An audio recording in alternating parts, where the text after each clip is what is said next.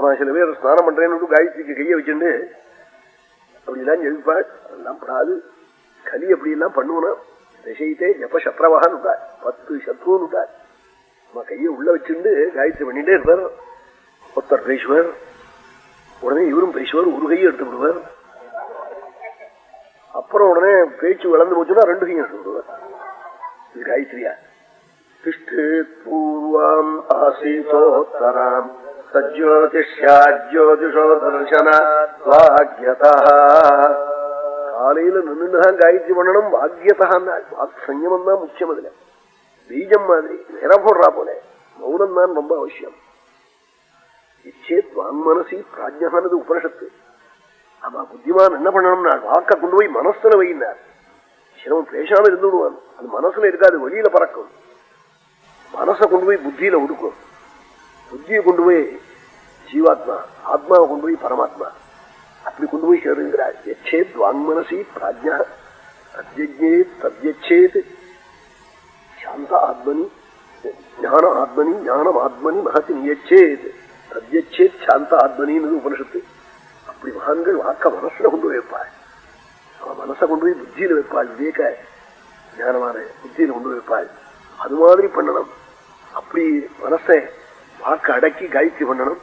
காலையில் நின்று பண்ணணும், சாயங்காலம் உட்கார்ந்து பண்ணணும், மாத்தியானிக்கு நின்றுண்டோ உட்கார்ந்துட்டோ காயத்ரி இஷ்டப்படி பண்ணி கொண்டுட்டாள். திஷ்டேத்து பூர்வாம் ஆசீத உத்தராம் விட்டாள். கௌதமன் பாக்கியத்தான் விட்டாள். வாக் சஞ்சமம் தான் மௌனம் தான் ரொம்ப அவசியம். கொஞ்ச நாளையா பேசாம இருக்க வேண்டாமா? அதுக்கு பழகிக்க வேண்டாமோ? மௌன விரதம் என்ன பண்ணும்னாலும் அப்பிரதிகதமான ஆஜ்ஞையை கொடுக்குமா? இவன் எது சொன்னாலும் உலகம் கேட்குவான். அதுக்காவது மௌன விரதம் இருக்க வேண்டாமோ? இந்த 2 மணி இப்போ 2-2:30 மணி பாரதம் கேட்கிற போது மௌன விரதம் இருக்குன்னு வித்யாரஞ்சா. மௌனம் இருக்கு, தியானம் இருக்கு, யோகம் இருக்கு, ஆசன ஜெயம் இருக்கு, சித்திகாத்தியம் இருக்கு, பகவத் அனுபவம் இருக்கு, சுவாச நிரோதம் இருக்கு. சுவாமி கோபாலனை பத்தி வர்ணிக்கிற போது சுவாமி உள்ள நிற்கிறாள். சுவாமியை பத்தி சொன்னா உடனே உள்ளதான பகவான் நிற்கிறாள். அப்படி வந்து நூல் வாழ்வு வந்தராஜ பிரதிமம் லோகே விக்யாத பௌருஷம் தீர்க்கபாகும் மகாசத்வம் மத்தமாதங்ககாமி. சுவாமி ராமனை பத்தி வால்மீகி வர்ணிச்சது சொன்னா சுவாமி உள்ள வந்து நிற்கிறாள். பகவான் தான் உள்ள வந்து விடுறாள். அதுக்காகத்தான் கேட்கறது பகவத் குணமே. கேட்கிற போது பகவான் உள்ள வந்து உட்கார்ந்து விடுறாள். வைகுண்டத்திலேயோ பிரம்மலோகத்திலேயோ க்ஷீராப்திலேயோ இருக்கிறது இல்லையா பகவான்.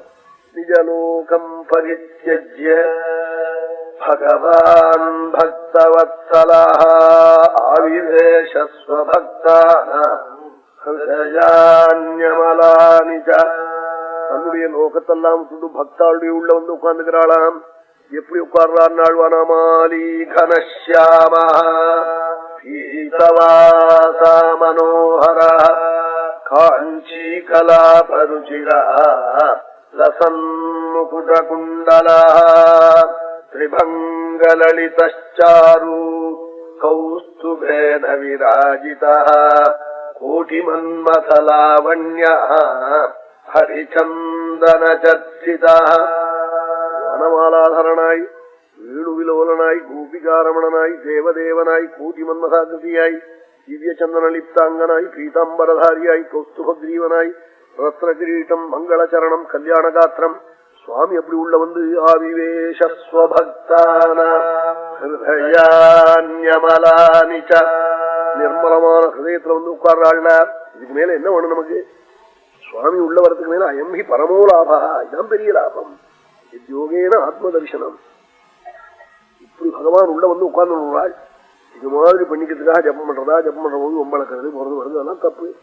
அப்படி நல்ல குடும்பத்தை கலைச்சு விடுவாள்னு ஒரு ஜப்பம் பண்ற போது சப்தங்களை சொல்லி